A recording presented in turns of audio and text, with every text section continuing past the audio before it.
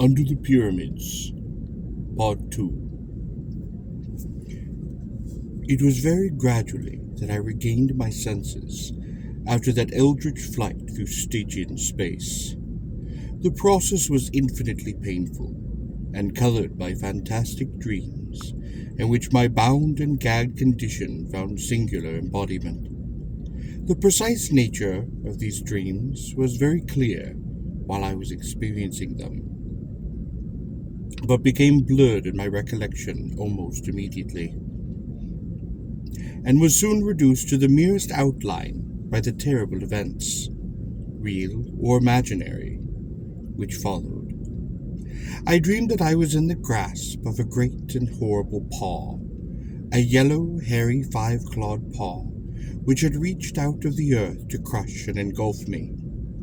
And when I stopped to reflect what the paw was, it seemed to me that it was Egypt. In the dream I looked back at the events of the preceding weeks, and saw myself lured and enmeshed little by little, subtly and insidiously, by some hellish ghoul spirit of the elder Nile sorcery, some spirit that was in Egypt before ever man was, and that will be when man is no more. I saw the horror and unwholesome antiquity of Egypt, and the grisly alliance it has always had with the tombs and temples of the dead. I saw phantom processions of priests, with the heads of bulls, falcons, cats, and ibises, phantom processions marching interminably through subterranean labyrinths and avenues of titanic propylae, besides which man is as a fly, and offering unnameable sacrifices to indescribable gods. Stone colossi marched in endless night, and drove herds of grinning androsphinxes down to the shores of illimitable stagnant rivers of pitch. And behind it all, I saw the ineffable malignity of primordial necromancy, black and amorphous, and fumbling greedily after me in the darkness to choke out the spirit that had dared to mock it by emulation.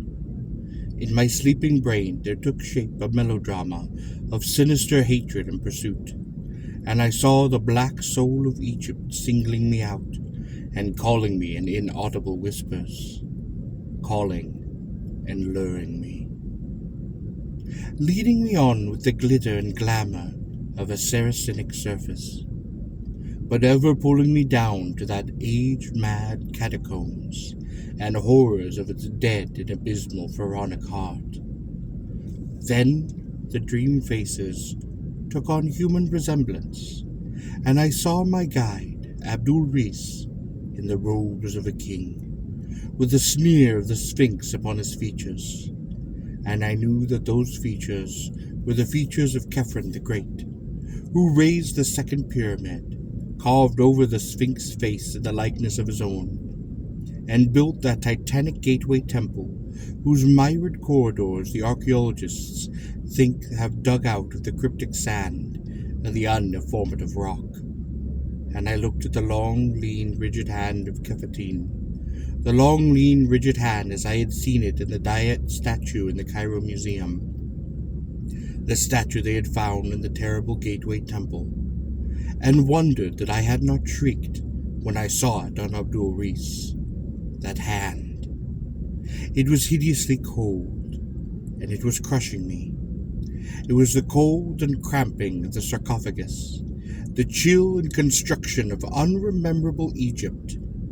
It was nighted, necropolitan Egypt itself, that yellow paw, and they whisper such things of Khephren. But at this juncture I began to wake, or at least to assume a condition less completely that of sleep than the one just preceding. I recalled the fight atop the pyramid, the treacherous Bedouins and their attack, my frightful descent by rope through endless rock depths, and my mad swinging and plunging in a chill void, redolent of aromatic putrescence.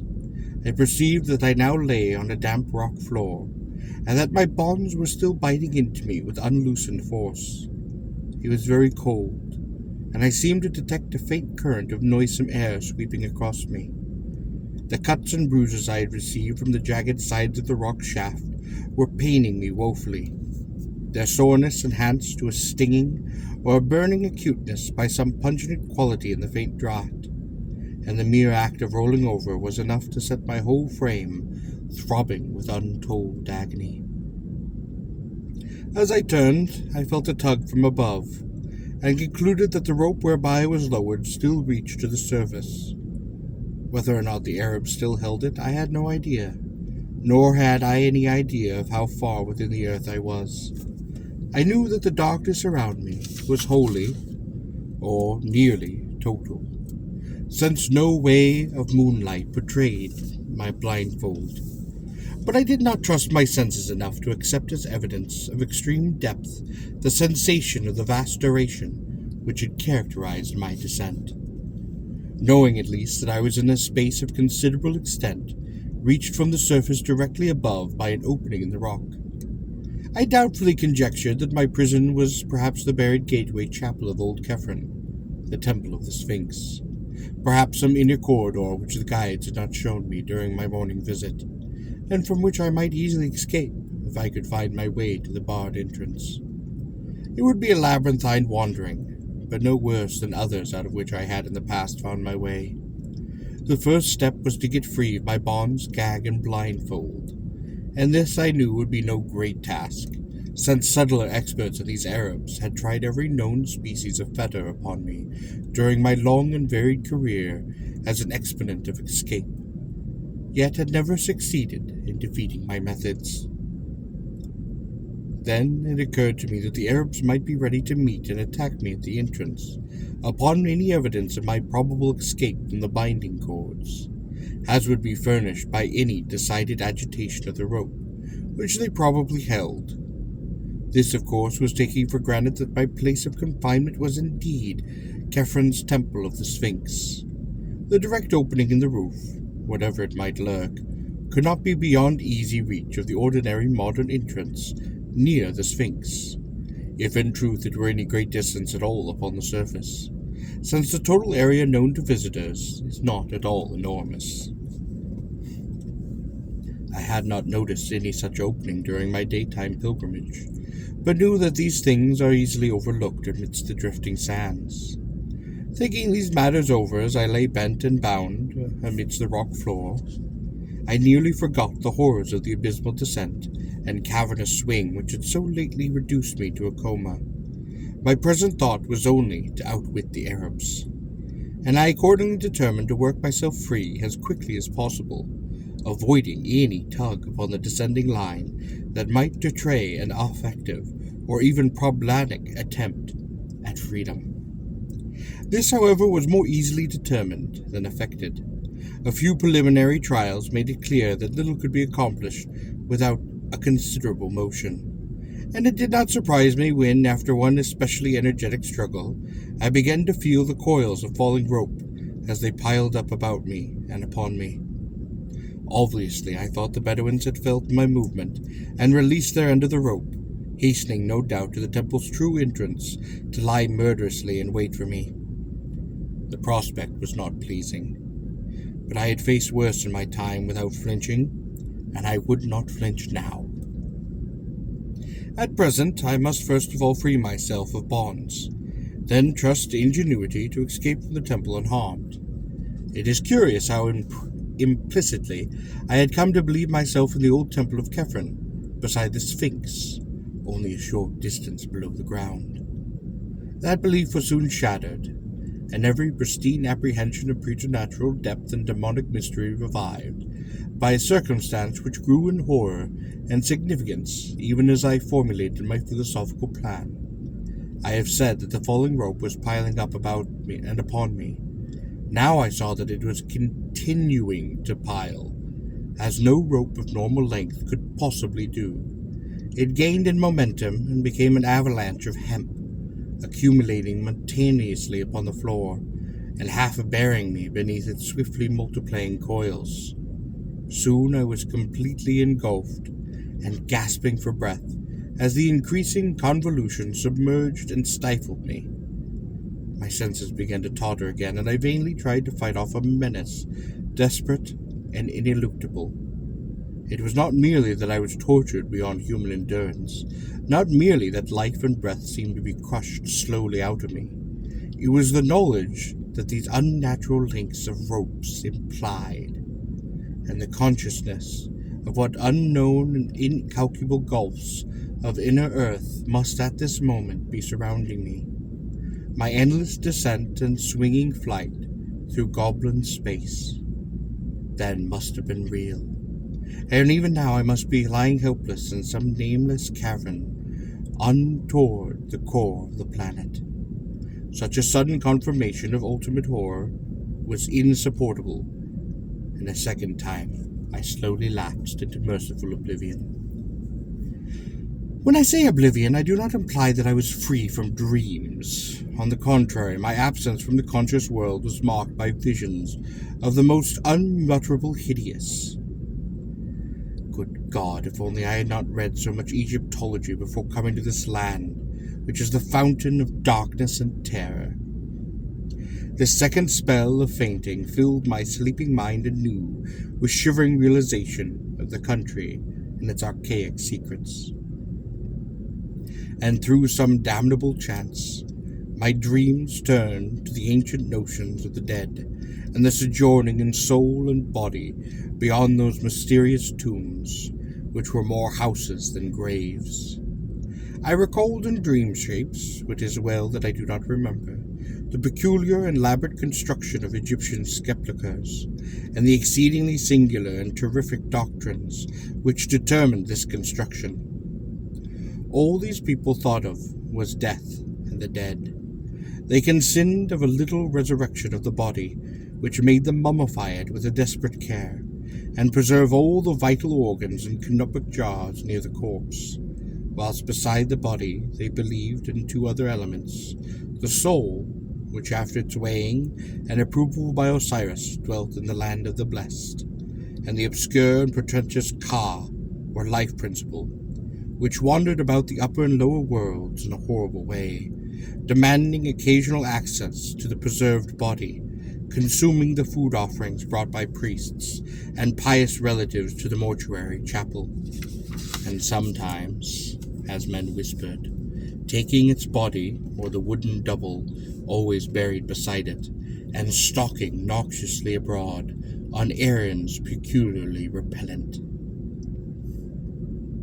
For thousands of years these bodies rested gorgeously encased, and staring glassily upward when not visited by the Ka, awaiting the day when Osiris restored both Ka and soul, and led forth the stiff legions of the dead from the sunken houses of sleep.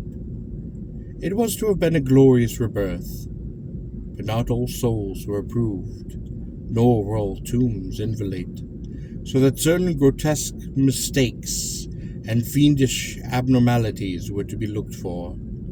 Even today the Arabs murmur of unsanctified convoctions and unwholesome worship in forgotten nether abysses, which only winged invisible Kas and soulless mummies may visit and return unscathed.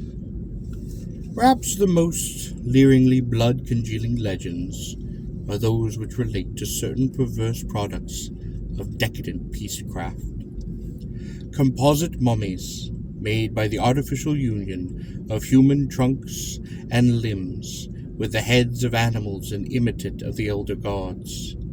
At all stages of history the sacred animals were mummified, so that consecrated bulls, cats, ibises, crocodiles, and the like might return some day to their greater glory. But only in the decadence did they mix the human and animal in the same mummy.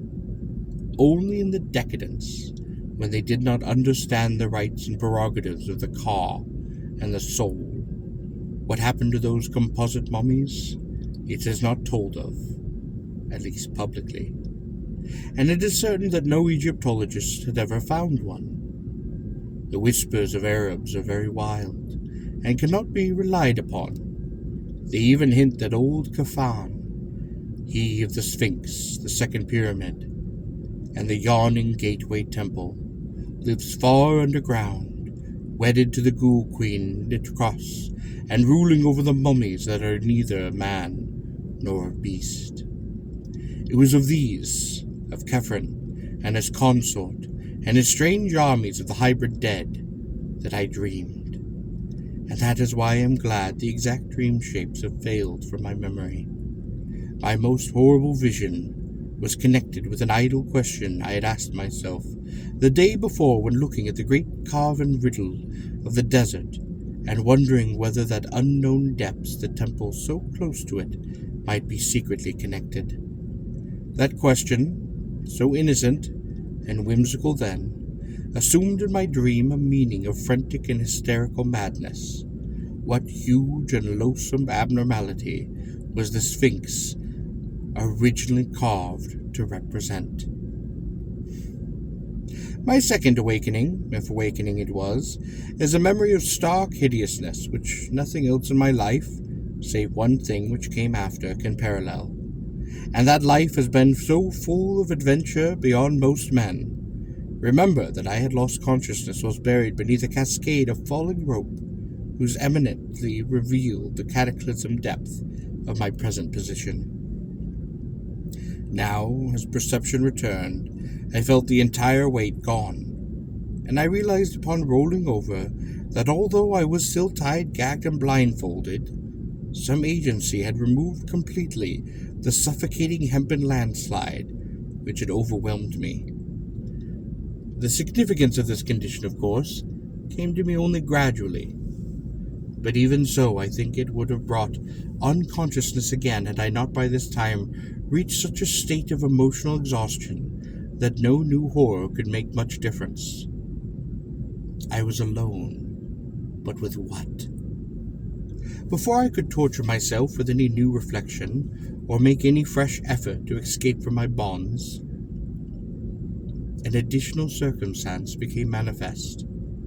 Pains not formerly felt were beginning to rack my arms and legs, and I seemed coated with a profusion of dried blood beyond anything my former cuts and abrasions could furnish.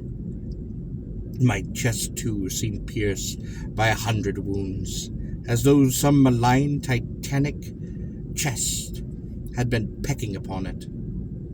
Absurdly, the agency which had removed the rope was a hostile one, and had begun to wreak terrible injuries upon me when somehow impelled to desist. Yet at times my sensations were distinctly the reverse of what one might expect. Instead of sinking into a bottomless pit of despair, I was stirred to new courage and action. For now I felt that the evil forces were now physical things, which a fearless man might actually encounter on an even basis.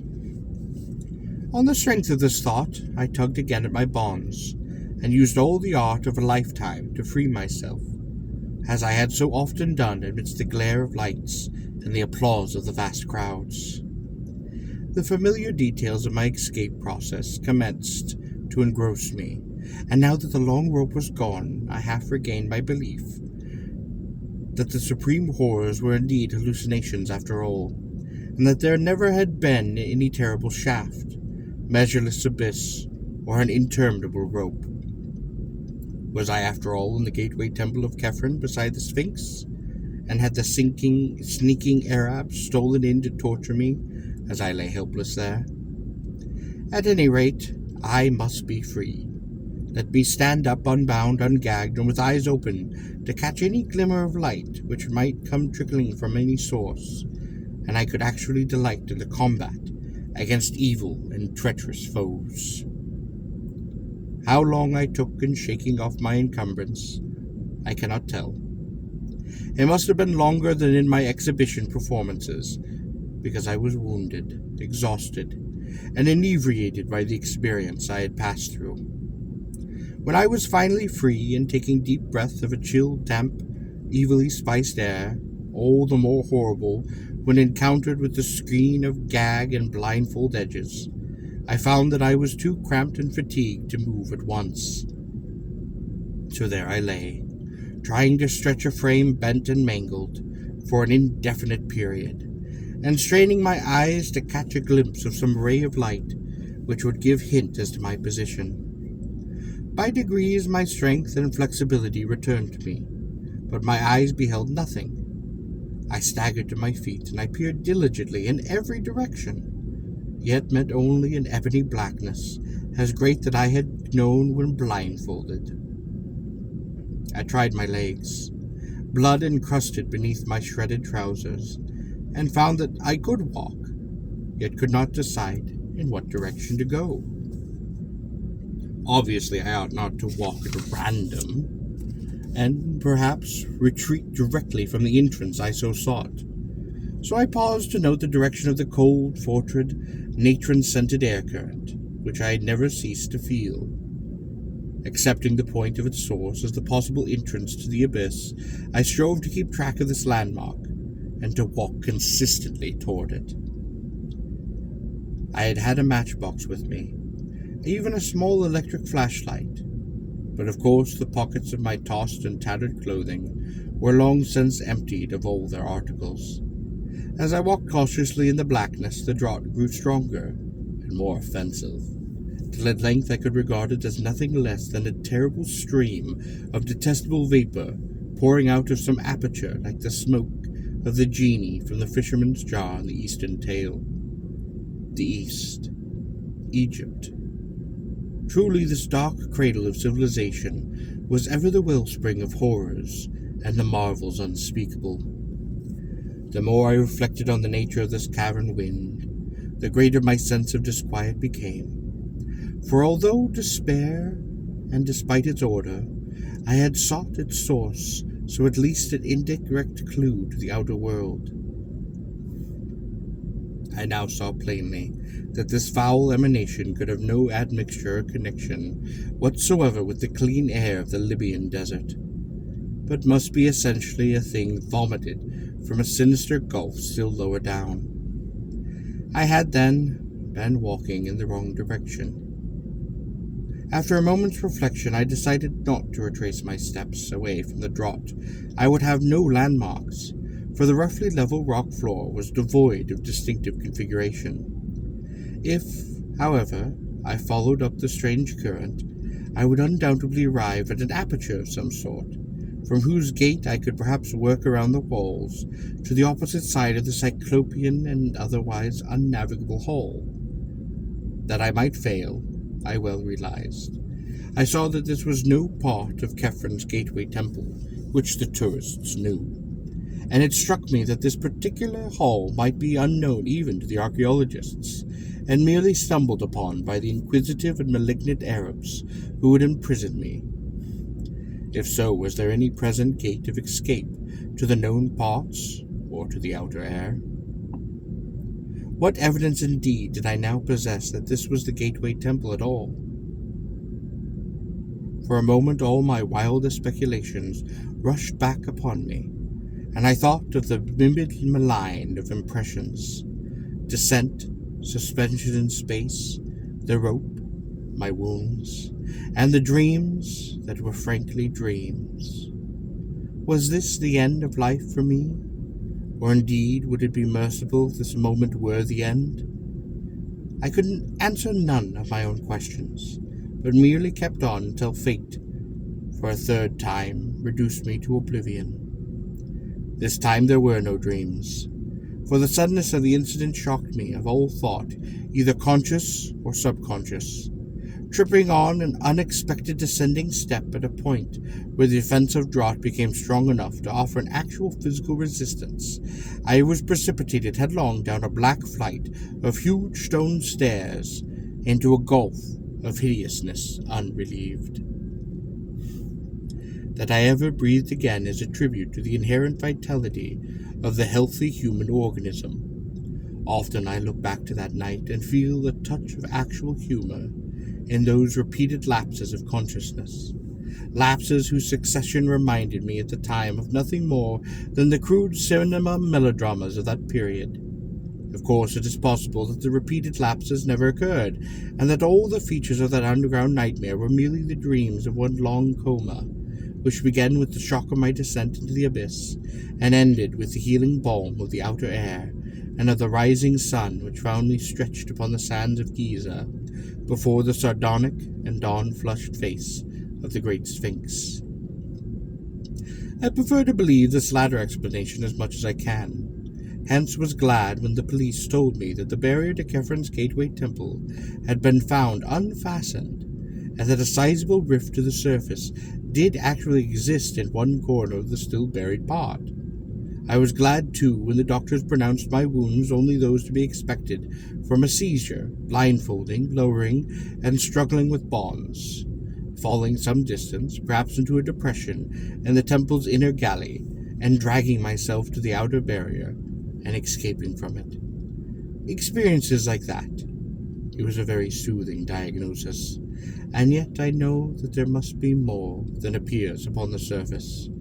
That extreme descent is too vivid a memory to be dismissed, and it is odd that no one has ever been able to find a man answering the description of my guide, Abdul Riz el-Drogman, the temple-throated guide who looked and smiled like King Kefren. I have digressed from my connected narrative, perhaps in the vain hope of evading the telling of that final incident. That incident which of all is merely, most certainly, a hallucination. But I did promise to relate it, and I do not break my promises. When I recovered, or seemed to recover, my senses after that fall down that blacksome stairs, I was quite as alone and in darkness as before. The windy stench had enough before, was now fiendish, yet had acquired enough familiarity by this time to bear it stoically. Dazed, I began to crawl away from the place whence the putrid wind had come, and my bleeding hands left the colossal blocks of a mighty pavement. Once my head struck against a hard object, and when I felt of it, I learned that it was the base of a column of some unbelievable immensity, whose surface was covered with gigantic chiseled hieroglyphs, very perceptible to my touch. I crawled on, and I encountered other Titan columns as incomprehensible distances apart. And suddenly my attention was captured by the realization of something which must have been impinging upon my subconscious hearing long before the conscious sense was aware of it. From some still lower chasm in Earth's bowels were proceeding, certain sounds, measured, definite, and like nothing I had ever heard before.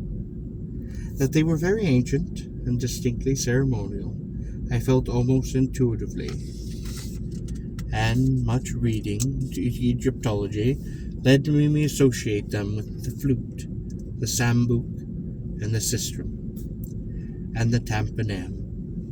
In the rhythmic piping, droning, rattling, and beating, I felt an element of terror beyond all the known terrors of earth, a terror peculiarly dissociated from personal fear, and taking the form of a sort of objective piety for our planet, that it should hold within its depths such horrors as must beyond these apocalyptical cacophonies. The sounds increased in volume, and I felt that they were approaching. Then, and may the gods of all the pantheons unite to keep the like from my ears again, I began to fear and hear most faintly and far off the morbid and millennial tramping of marching things. It was hideous. Footfalls so dissimilar should move in such a perfect rhythm. The training of unhallowed thousands of years must lie beyond the march of Earth's most innumerous, monstrous, padding, clicking, walking, stalking, rumbling, lumbering, crawling, all to the abhorrent discord of those mocking instruments. And then, God keep the memory of those Arab legends out of my head, those mummies without souls, the meeting place of the wandering cause, the hordes of the devil-cursed pharaonic dead of 40 centuries, the composite mummies led through the outermost onyx voids by King Kefren and his ghoul queen Nitrocus. The tramping drew nearer. Heaven save me from the sound of those feet and paws and hooves and pads and talons as it commenced to acquire detail. Down limitless reaches of sunless pavement, a spark of light flickered in the malodorous wind, and I drew behind that enormous circumference of the cyclopic column, that I might escape for a while the horror that was stalking million-footed toward me through gigantic hypostyles of inhuman dread and phobic antiquity. The flickers increased, and the tramping and dissonant rhythm gave sickening loud. In that quivering orange light there stood faintly forth a scene of such stony awe that I gasped from sheer wonder. What conquered even fear and repulsion? Bases of columns whose middles were higher than human sight, mere bases of things that must each dwarf the Eiffel Tower in significance. Hieroglyphics carved by unthinkable hands in caverns where daylight can only be a remote legend. I would not look at the marching things. That I desperately resolved as I heard their creaking joints and nitrous wheezing about their dead music and the dead tramping. It was merciful they did not speak. But God, their crazy torches began to cast shadows upon the surface of those stupendous columns. Heaven take it away. Hippopotami should not have human hands and carry torches. Men should not have the heads of crocodiles. I tried to turn away, but the shadows and the sounds and the stench, they were everywhere. And then I remembered something I used to do in half-conscious nightmares as a boy, and I began to repeat to myself, "This is a dream. This is a dream." It was of no use, and I could only shut my eyes and pray. At least that is what I think I did, for one is never truly sure in visions, and I know that this can have been nothing more. I wondered whether I should even reach the world again, and at times would furtively open my eyes to see if I could discern any feature of the place other than the wind of spiced putrefaction, the topless columns, and the thaumaturgically grotesque shadows of abnormal horrors. The sputtering glare of multiple torches now shone, and unless this hellish place were wholly without walls, I would not fail to see some boundary or fixed landmark soon. But I had to shut my eyes again when I realized how many of the things were assembling, and when I glimpsed a certain object walking solemnly and steadily without any body above the waist. A fiendish and ululent corpse gurgle, a death rattle, now split the very atmosphere.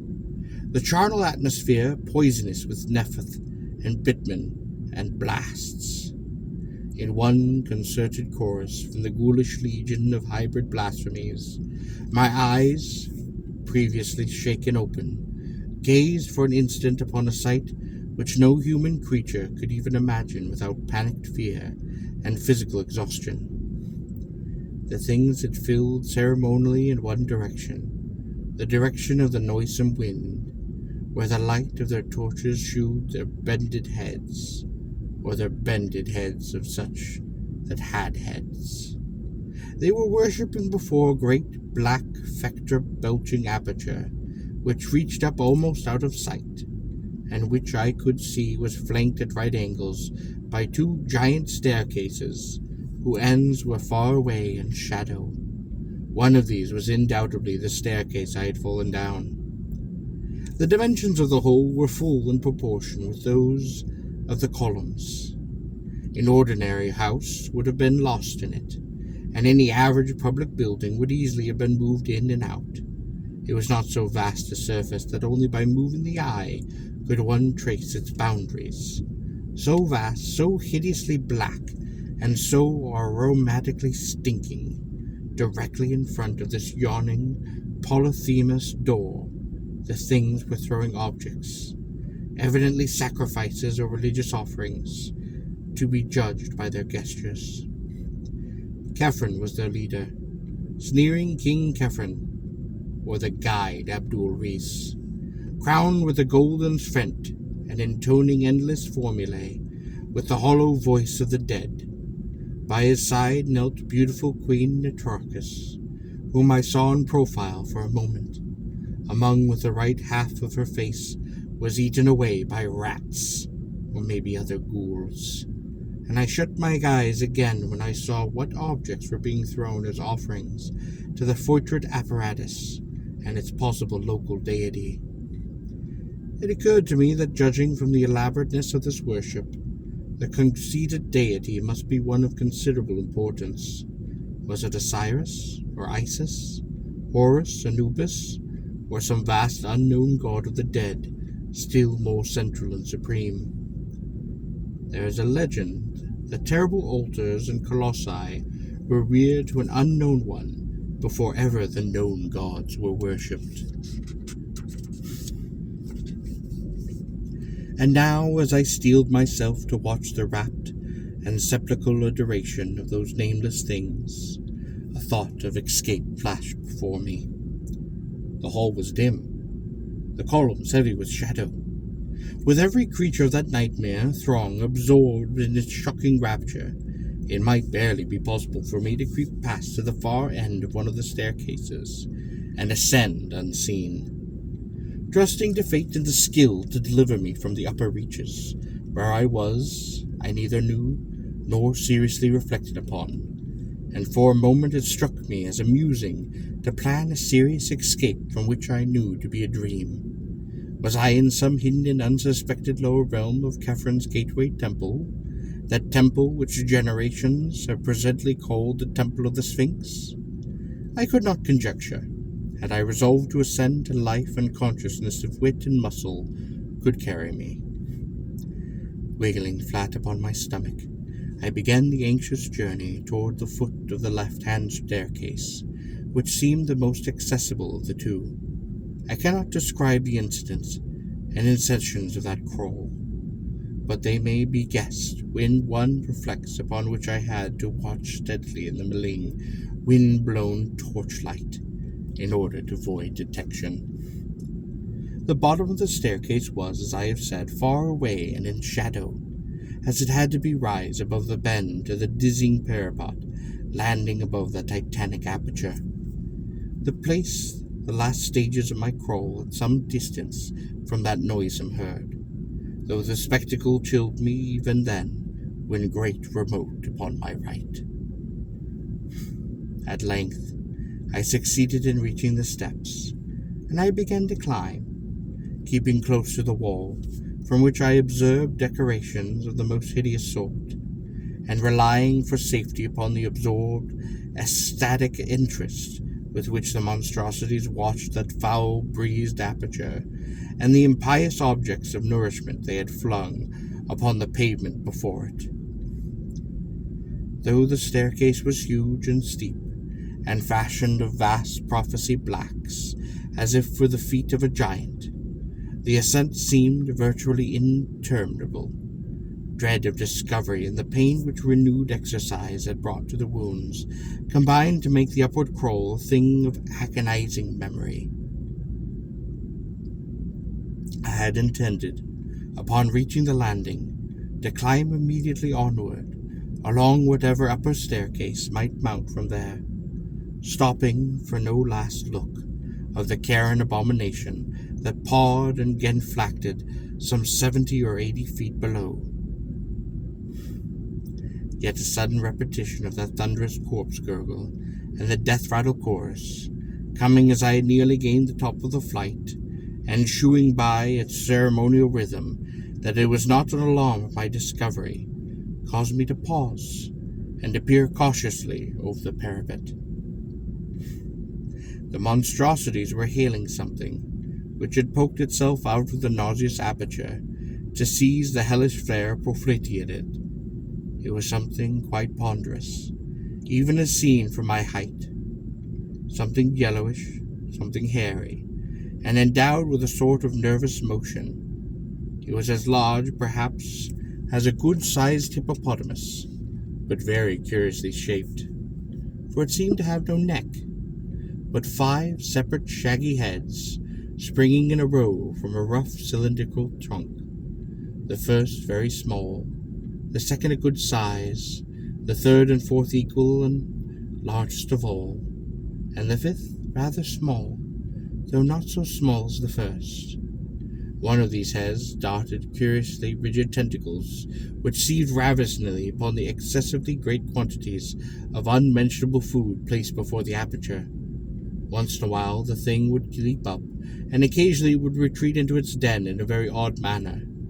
Its commotion was so inexplicable that I stared in fascination, wishing it would emerge further from the cavernous lair behind me. Then it did emerge. It did emerge. And at sight I turned and fled into the darkness of the higher staircase that rose behind me. I fled unknowingly up incredible steps and ladders, and inclined planes to which no human sight or logic guided me, and which I must even regulate to the world of dreams for want of any confirmation.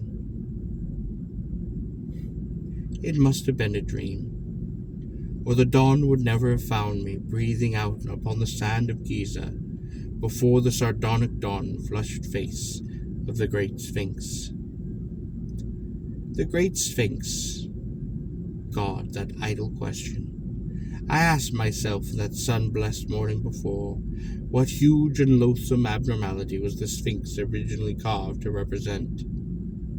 Accursed is the sight, be it in dream or not, that revealed in all me the supreme horror, that unknown god of the dead, which licks its colossal lips in the unexpected abyss, fed hideous morsels by soulless absurdities that should not exist.